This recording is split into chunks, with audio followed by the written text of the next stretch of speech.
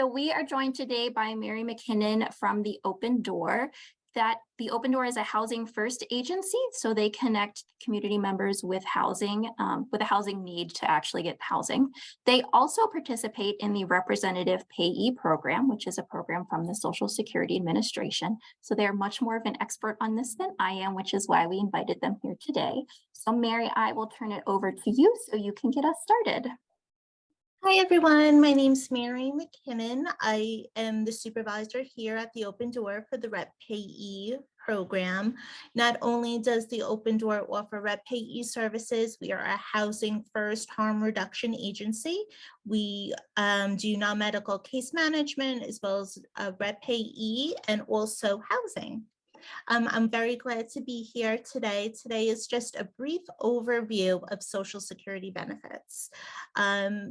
There is a lot that goes into Social Security benefits. There's a lot of details, but today is just a brief overview. Like Katie had suggested, if you have any personal questions, please contact your Social Security office. This is just an understanding for today about Social Security benefits. Otherwise, we could be here for several weeks learning about everything. I'm going to share my screen. Give me one moment. Let's see if we can share that. Can everybody see this? Yep, okay. Wonderful. Let's see. Okay, so what is a representative payee? A representative payee is somebody appointed by the Social Security Administration to manage somebody's benefits. An individual has to be found incapable, I'm putting air quotes, to manage their own benefits. They have to have a doctor sign off on what's called a 787 form, which declares them unable to manage their own benefits. So what does that mean? That means someone that might not be good with money, right? Some of us are not great with money, but the people that need to be on payee programs are not able to be stably housed. They're not able to pay their bills on their own. They're not able to manage their own money for not only food and housing, but their own personal needs. So the way our program works, when you come into the Open Door, if you reside in our residential building, it is mandated that you have us as a representative payee. Number one, to make sure your rent is paid, so you're stably housed. That's the key. Second of all, we want to make sure you have money for your personal needs, which can include not only food, but clothing as well, hygiene products. So that's what our main goal is. When I sit down and meet with a participant, we don't call them clients, they are participants. We discuss what is their goals. Is it to maintain stable housing? Is it to get off the streets? Is it to help with their addiction? Because that could be another reason why somebody's not able to manage their own benefits, not because they're not only not able to maintain stable housing, but because of their addiction. Maybe they need help with spending their money throughout the month instead of the same week. So when a doctor is signing off on this 787 form, he has to check the box no, that they are not capable of managing their own funds because of this and this reason. So again, it could be because they need to be able to be maintained and stably housed. They have a bad drug addiction. They're not mentally capable. So it could be several reasons why, okay? Let's go to the next slide. So we're gonna hear a lot of acronyms. Being in the community and human service field, there's tons of acronyms for everything.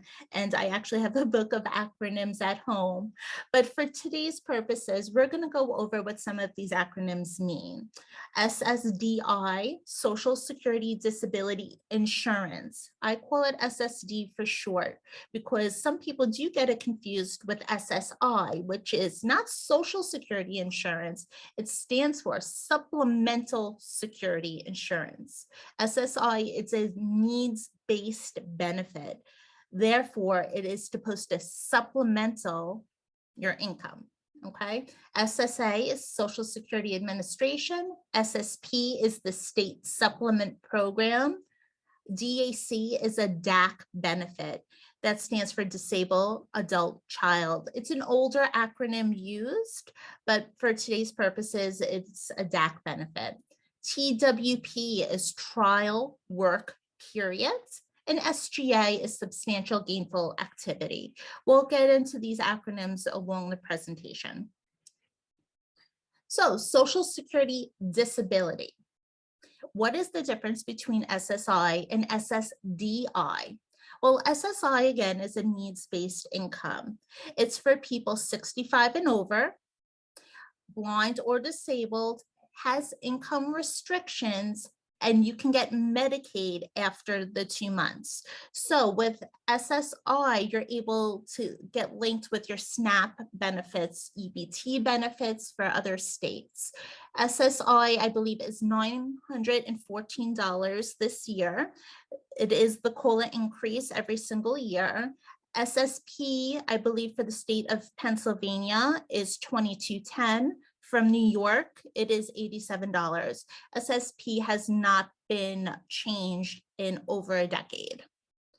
For SSDI, you've had to work to get SSD. So you have to pay into the system, right? So you have to have a recent work history. You have to be unable to work due to your disability, and you get Medicare after 2 years.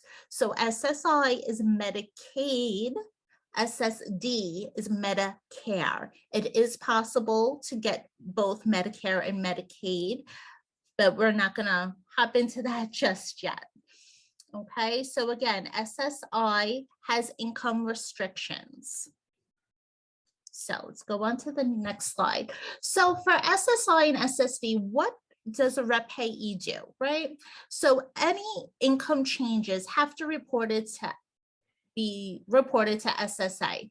So otherwise, their benefit does fluctuate. Usually you have to report it by the 10th day of the month. Rep Payees share reporting duties with beneficiaries. You have to show that you're reported, and it can help reduce overpayments. So what does that actually mean? So if an individual is working, they're on SSI, their benefits will be affected by their working wages. Okay. The first part, how to calculate that working wage. So all wages are actually conducted by gross income. That's the bottom line you're going to look at, is their gross wages. SSI, the way to calculate this is you minus the $85 of somebody's check. Again, you're looking at gross only, minus the first $85.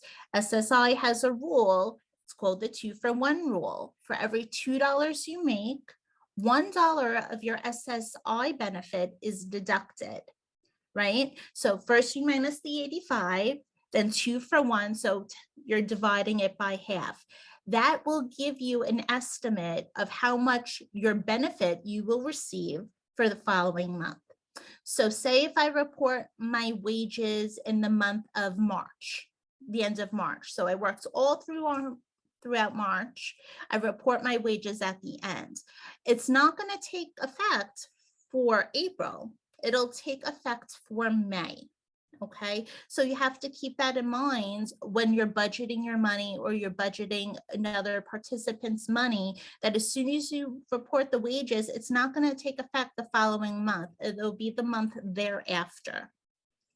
You need to keep an account of all wages being reported. So not only are you reporting them to the Social Security Administration, you're submitting in, I like to call it a Social Security change report form, which outlines the person's name, their benefit type, their Social Security number, the change being reported, as well as the documentation to report the change. So those 5 categories are on this one piece of paper, and then I submit the wages. Social Security will then send you back any changes in benefits for their working wages. Now, this can also help reduce any overpayments because you're reporting the wages on time each and every month. I have participants, as soon as they get paid their paycheck, I want their pay stub. I keep them for 2 to 3 weeks until I'm ready to submit the Social Security report form. Okay, so as soon as they get paid, I want their pay stubs. Now, you have to have a close working relationship with these participants because they don't want their money deducted. They want all the money. But having SSI benefits, that's what you have to do, right? So you have to report their working wages, report any changes in income. So if someone won the lottery and receiving SSI, that is income. Any changes if they're going out of the country, that's another thing that needs to be reported, but we'll talk about that later on.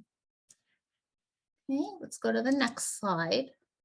So SSA reporting responsibilities continued. You always want to report the changes of your participants' change in address, their living arrangements.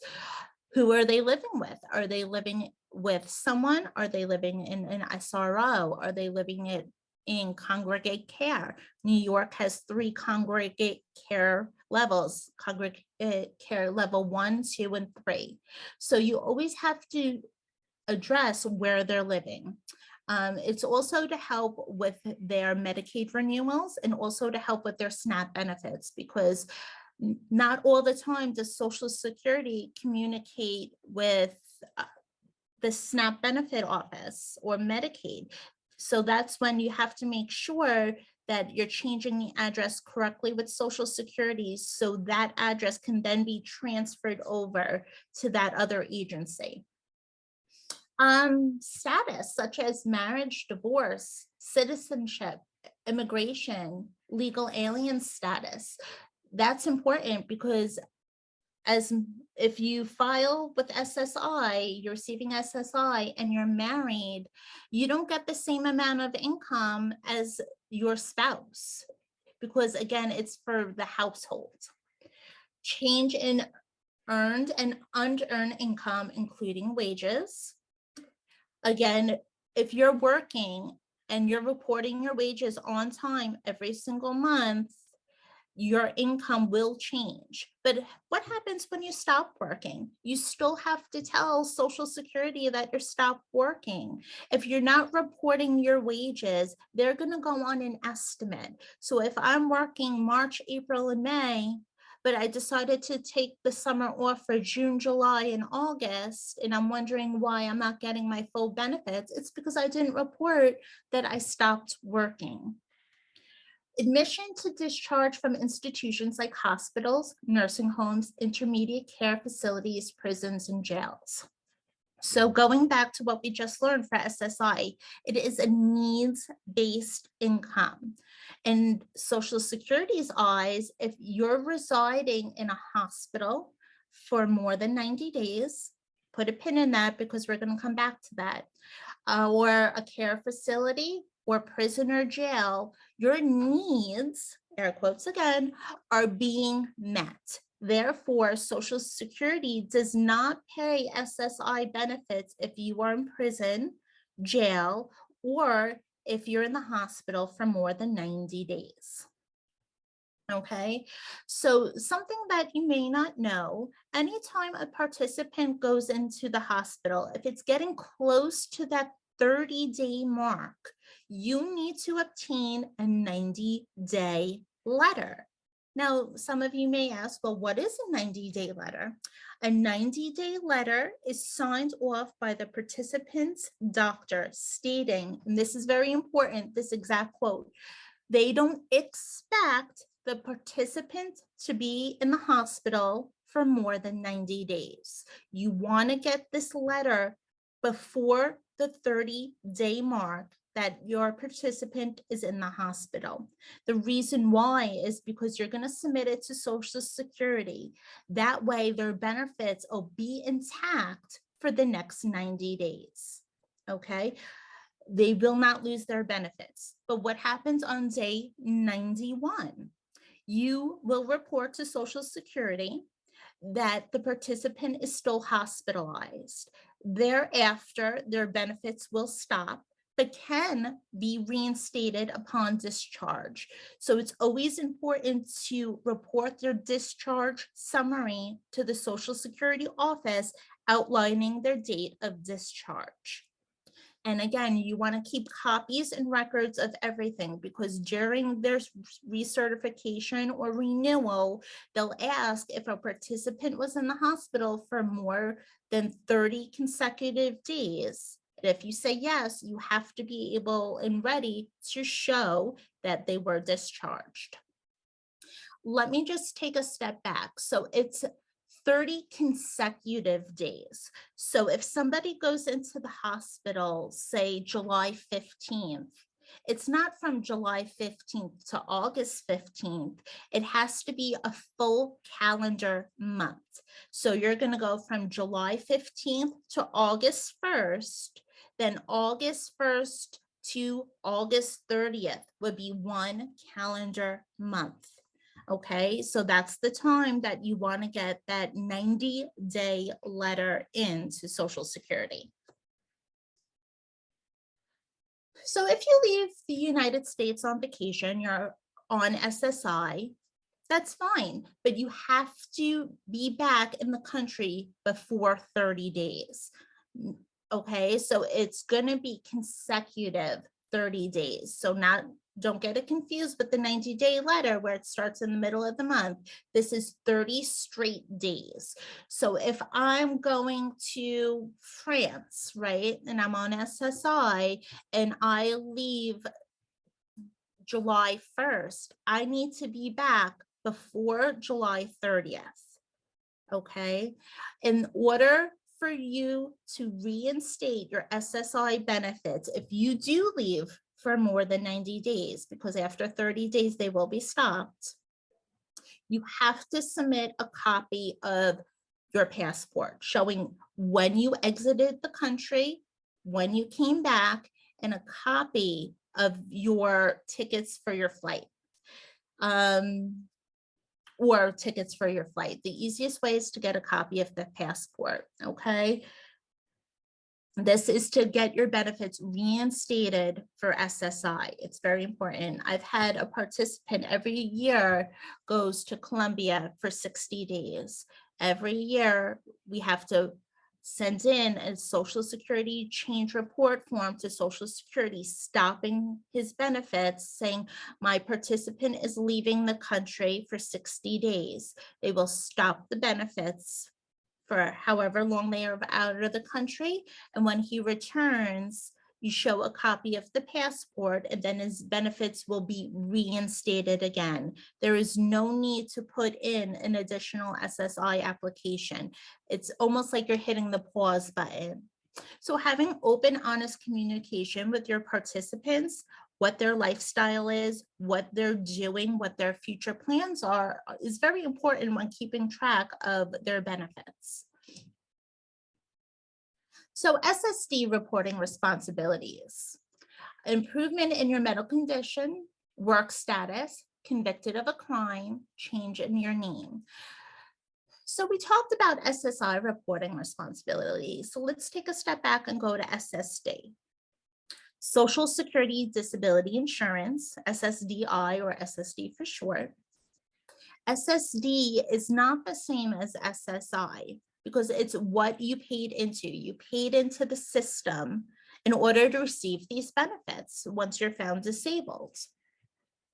Okay, so it is important to report for wages for SSD.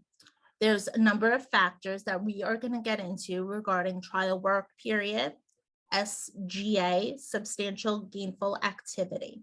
Okay, again, as soon as you get your participants' pay stubs, you want to have at least a month's worth and then report to Social Security. Okay, and any changes, again, if you stop working, report that to Social Security. If you're convicted of a crime, report that to Social Security. I believe it doesn't go for misdemeanors.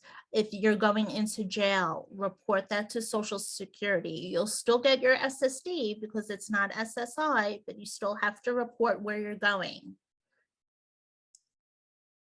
Now, what affects our SSI benefits?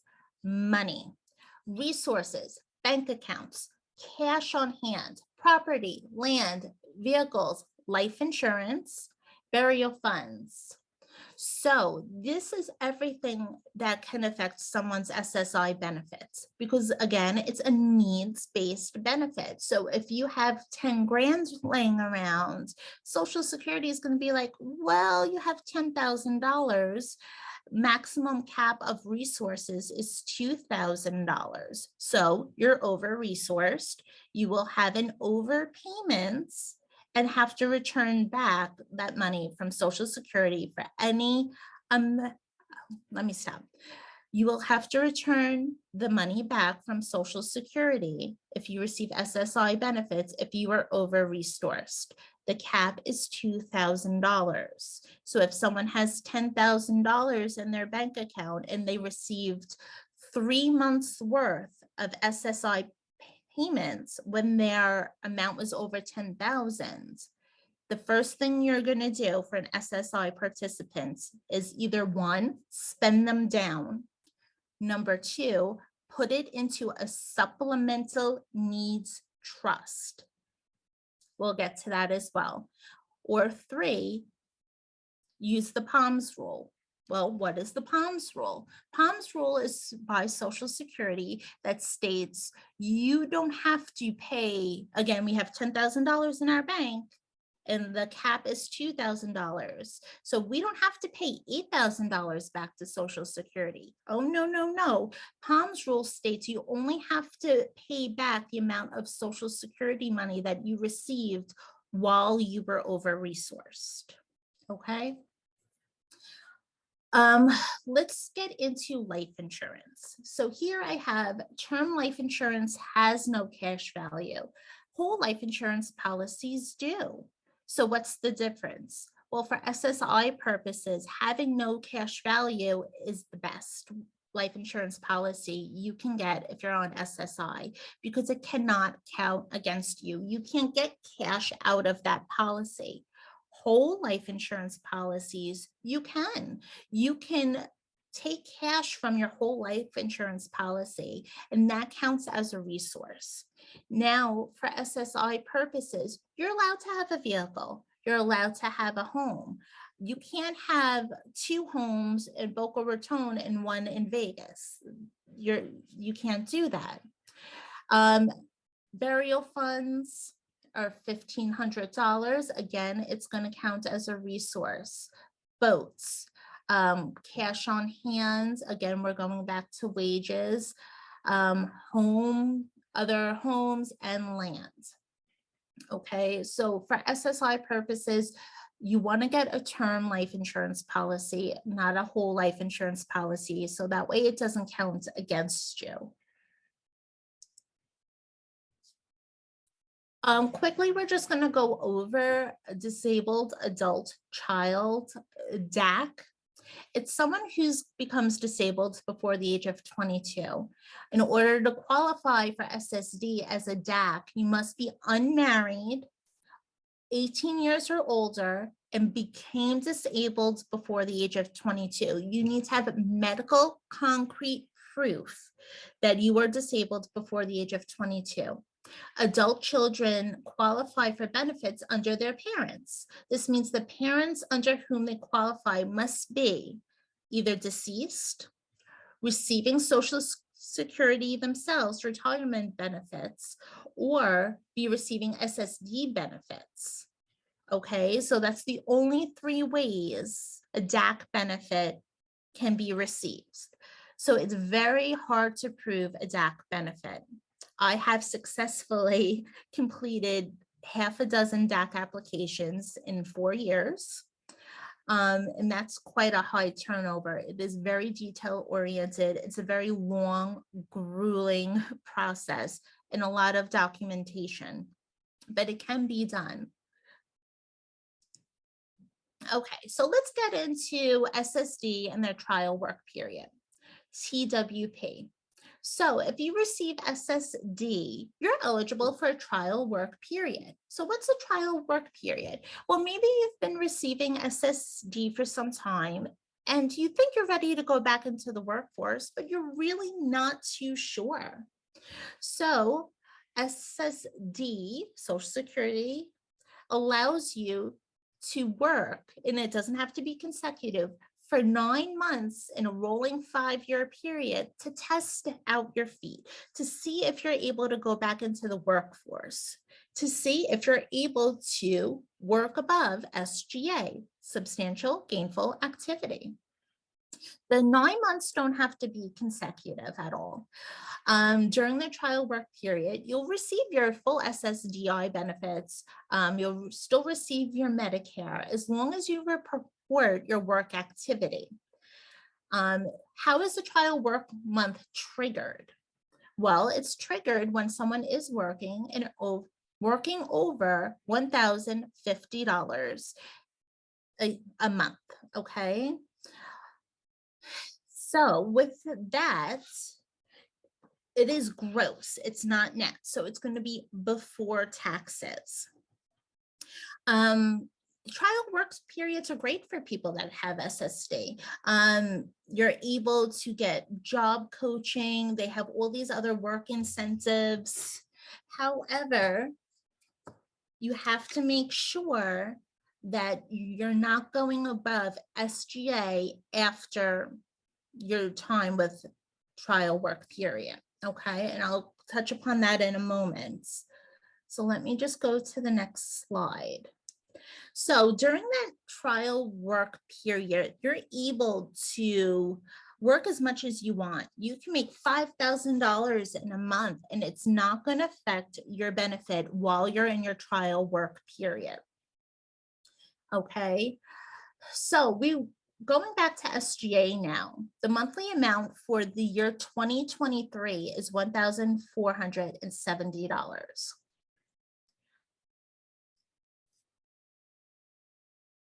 Generally compares your monthly earnings to sets amounts as earnings thresholds to evaluate if your work activity is SGA. So what does that actually mean? So I'm working at Rite Aid, for example, and I'm bringing home $900 a month gross. I did not use a month in my trial work period. I get a new job. I'm working at Red Robin. I'm making $2,000 a month. That triggers my trial work period, okay? And again, you get 9 months over a 5-year period.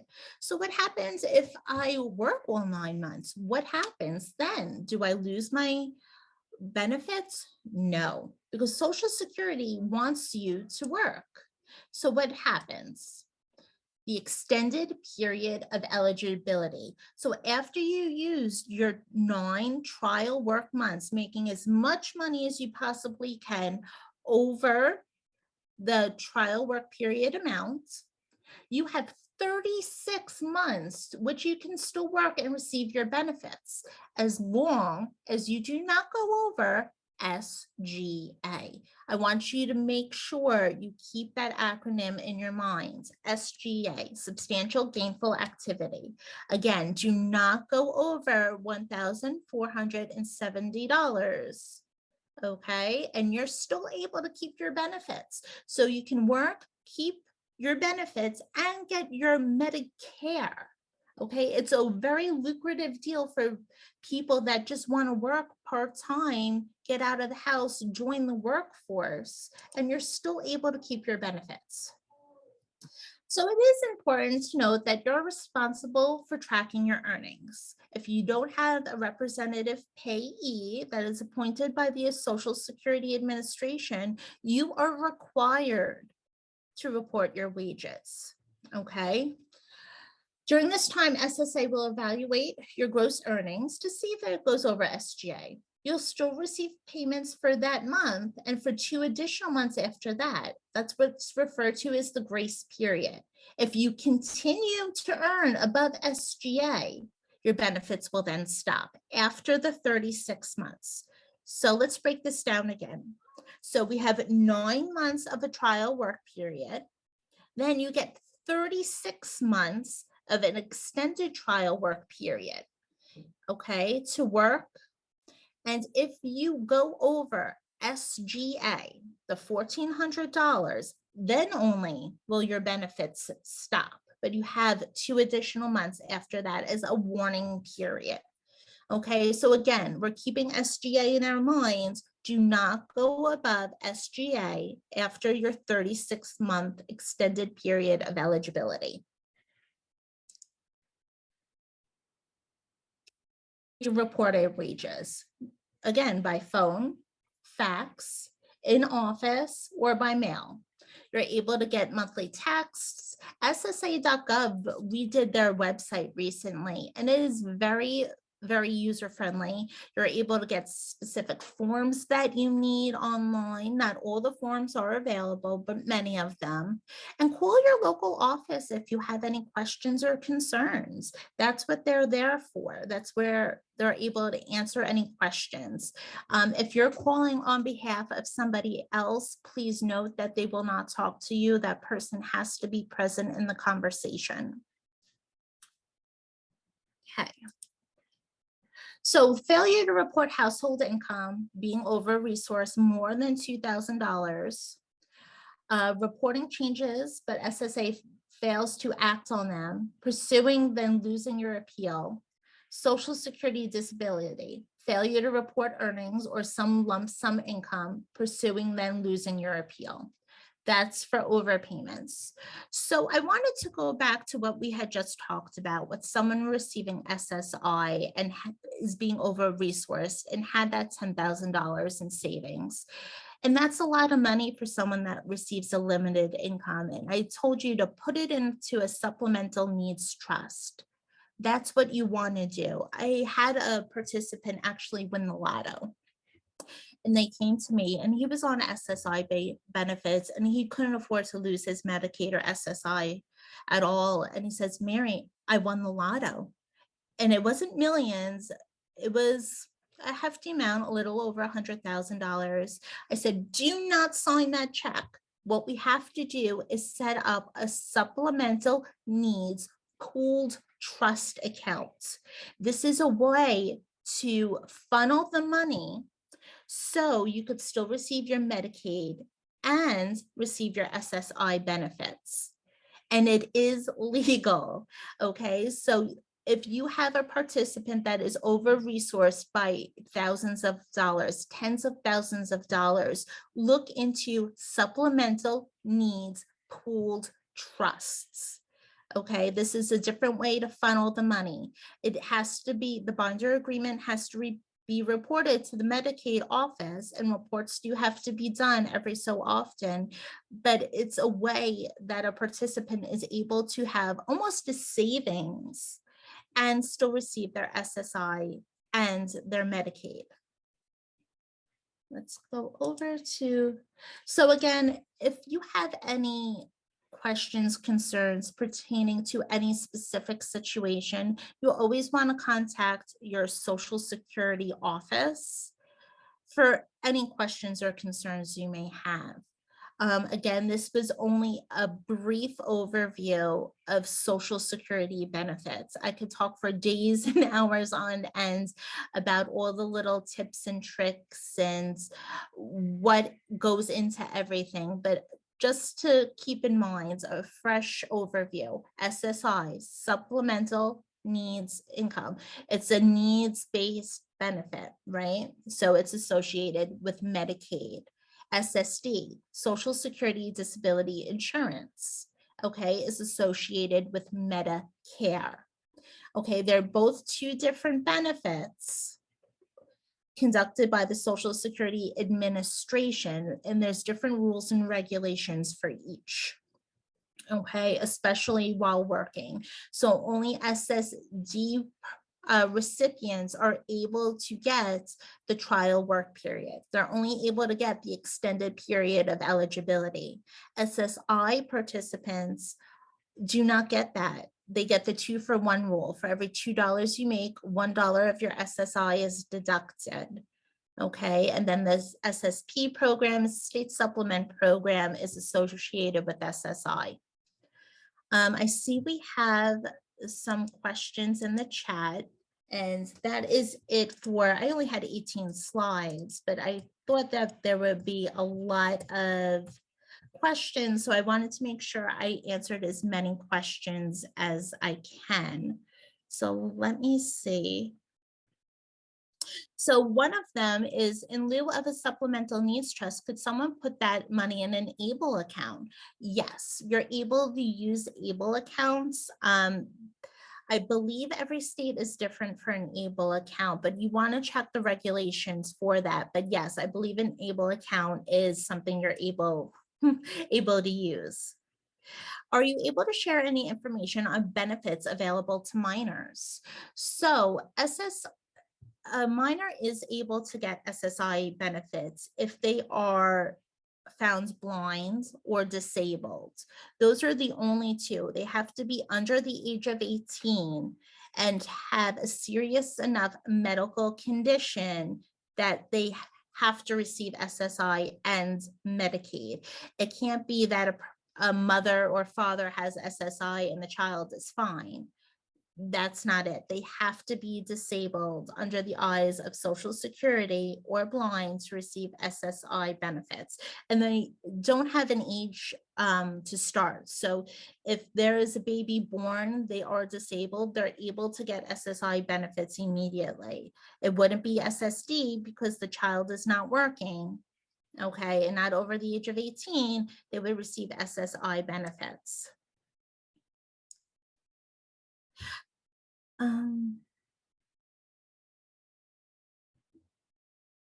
So again, we'll reiterate, term life insurance is for people that have SSI. If you want life insurance, you need to get a term policy, not a whole life insurance policy, because you don't want it to count against you.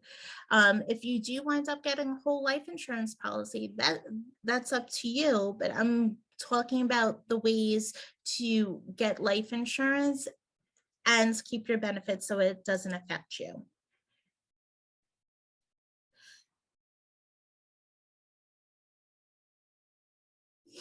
So after a year, if say you're working on SSI, okay, and you no longer receive SSI benefits and it's been over a year, but then you feel like you're not able to work anymore, a new application does need to be submitted. It's only valid for 1 year, okay? So even if you're working part-time for over a year, it has lapsed, so you have to resubmit a new SSI application.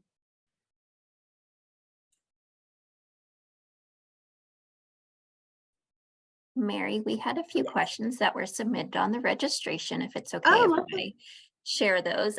People who are watching, feel free to, continue typing your questions in the chat. But while you're doing that, we have some providers on the call today, and one submitted a question. Do you have good handouts, or do you know where they can find good handouts that they can distribute to clients on how to start their application for benefits?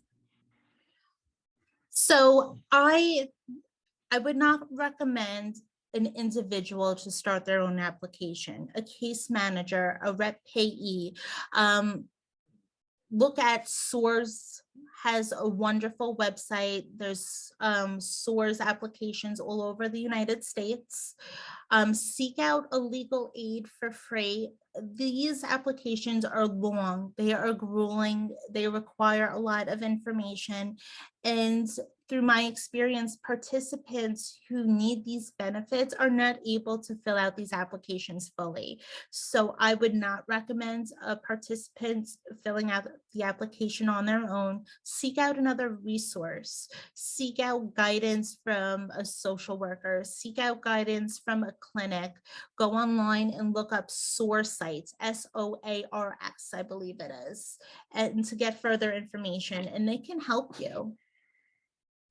That SOAR program was actually one of the other questions I was going to ask. Someone asked if you knew about them. So can you give a brief overview of what they do? Sure. So source programs are designed to give people guidance on how to fill out SSI and SSD applications. You can actually be source certified. There are several locations throughout the United States.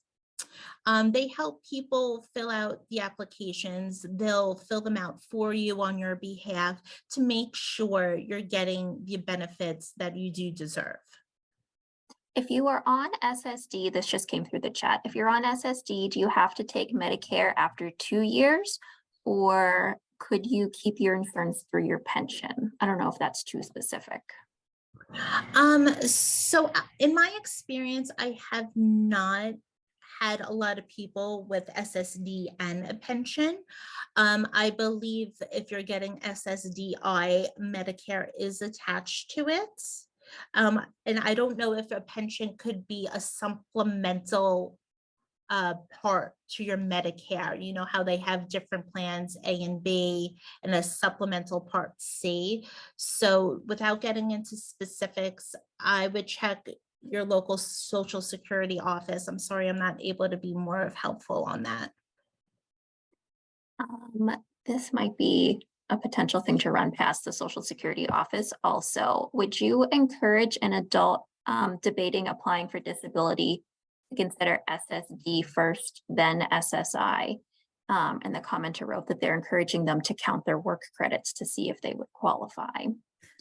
So sure, if you're doing the application over the phone, both applications are going to be submitted. So really you're putting in two applications. You're putting in an SSDI application and an SSI application. So SSDI counts how many credits you need to qualify for SSD. You need 40 working credits. Okay, but during that time, they're going to also look to see if you qualify for SSI. So it's really both applications are being taken at the same time. One of the questions from our registration asked about an overview of the benefit letter and how would you know what type of benefits you're going to receive? Okay, so on top, it'll say Supplemental Security Income. It'll say Social Security Disability. And also it depends on the benefit amount. So the cap amount for SSI is $914. Anything over that $914 is SSD money. And it'll actually state in the letter. You have to remember letters are both front and back and sometimes come with several pages. For your award letter, once you get it, usually they send them out in the middle of November, early December, your award letter each year. SSD award letters come in almost like a square envelope. It'll be gray that you have to, it has the pull tabs on either side. SSI award letters come in a regular standard envelope. It's a bigger envelope, but you don't have to rip off the sides. So for anyone concerned about their award letters or what they look like in the mail, that's what they look like. So SSD, it has the pull tabs. It's one long one, front and back. SSI will have multiple pages. If someone was using a Rep Payee, are they able to remove that Rep Payee and just manage it on their own at some point? Yes, of course. So once you're in a Rep Payee program, you don't have to be in it for life. If you're doing better, if you feel like you're more fiscally responsible, you've maintained stable housing, if you had, depression, anxiety, or some other kind of mental illness, and you're on your medication, you feel really good about yourself. Yes, absolutely. The best way to go about this is to talk to your Rep Payee, because they do need to submit in writing to Social Security Administration that they have no objections for somebody else wanting to be your payee. You then have to get a doctor to sign off on that very important 787 form stating you are mentally capable of handling your own finances. From there, you bring that form and apply to be your own payee at Social Security. You always want to call and make an appointment, but as long as you have that 787 form and the doctor says yes, I don't foresee a reason why you would have any issues, but you have to get that form signed by your doctor and apply. I think one of these might be a very specific situation if your adult child was denied multiple times and you were suggested to get an attorney to file again. But I don't know, Mary, if you have another comment on that. The way I do DAC applications is it's almost like I'm the investigator. You want to have all the medical proof. So if you're doing this on behalf of a child, you want to get all of their medical records. You want to not only fill out that DAC application, but submit in writing copies of all the medical evidence. You need to prove your case. It's a case that needs to be proved. You have to write a summary of why this person is disabled, what's their medical condition, list A, B, and C, their doctors, here is their diagnoses, and go from there. I mean, I hate that Social Security denies people and then the last resort is attorneys because they do cost money. But try to seek out a legal aid office, try to go through the SOARS process and reach out to your local office, or even try a Rep Payee office if they're knowledgeable about ZAC benefits. I just see something in the chat and I think I answered it, but I wanted to say, if a person is working and they want SSD, all you have to do is call and ask how many work credits they have. So the key number is 40 that they do need, but all it is a simple phone call and they'll send you a letter. And if SOAR has not been helping a person along in this situation, is legal aid the only way to go other than a paid lawyer? I'd say yes, if you don't want to pay for a lawyer, there are the legal aid offices that could help in that situation. Or again, I would contact a Rep Payee. You can even interview them, see if they have any experience with DAC applications. If you are in the New York area or North Carolina area, I can let you know. If you're here in the Pittsburgh area, you know, you can contact me. But that would be my last resort. You know, I see by your chat, you know, legal aid has not helped you. That might be the way to go, is call around, unfortunately, to see if anybody has any experience with DAC applications. And Alicia, thank you for that comment. You can also check your work credits online at your My SSA account, which I will throw that link into that follow-up email. And Alicia, you reminded me a good thing. Alicia works at the Pittsburgh Financial Empowerment Center, which is a wonderful partner of our agency. They provide free one-on-one financial counseling to anyone who is over the age of 18 in our area. So if you get Social Security benefits and you're wondering how to manage that money, feel free to contact them. They are happy to sit down with you and help you plan out that budgeting process. I did want to add, when I sit down with participants, I don't want them to feel like they're losing control, because that's what I find a lot of people think this is, that they're losing control in their ability to say how they want to spend their money. I tell people I'm a financial advisor. You know, millionaires and billionaires have people looking after their money and doing all the banking and doing all the reports. That's who I am. You know, I'm there to help guide you. I'm not here to say what you should spend your money on. I'm here to make sure you have a roof over your head and money throughout the month. And we work out a personalized budget. I've come up with a program, a computer program that outlines people's rents and how to pay their bills. And it's a visualization that they're able to see what they spend their money on. And They pick the dates of their deposits. They pick how much. I have no control over that. The only thing I have control of is doing these recertifications and these reports that are 26 pages long that nobody else seems to want to do. So again, I'm more of a financial advisor. I don't want to have control. I'm relinquishing the control to you to help you make better financial decisions for yourself. And we work with you, not against you. We set your goals for you. I've helped many people over the course of my career save money to buy a new TV, to go on that family vacation, to buy a new car. And these are things that your rep payee should be helping you do, almost like a service coordinator. You have to set your financial goals and work with your participants. It's not just about putting money on their TrueLink card, because they are people and people have needs, and that needs to be addressed. I believe I'll put my email in the chat if anybody has questions and is in the Pittsburgh area. Again, we are a harm reduction housing first agency. Right now, our funding source is Ryan White. Therefore, we're only able to have people that are suffering with HIV. So if you have any questions or concerns, you're able to contact me as well, but your Social Security office would probably be the best resort for you.